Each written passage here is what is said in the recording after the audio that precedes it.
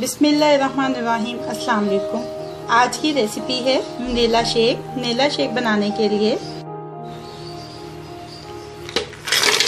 बर्फ़ डाल लेंगे, वनीला आइसक्रीम शामिल कर देंगे, वनीला एसेंस,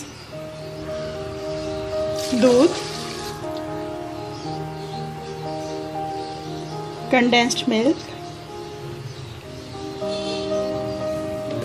अब इन सारी चीज़ों को अच्छी तरह से ब्लेंड कर लेंगे। ये देखिए अच्छी तरह से ब्लेंड हो चुका है। अब इसको गिलासों में निकाल लेते हैं।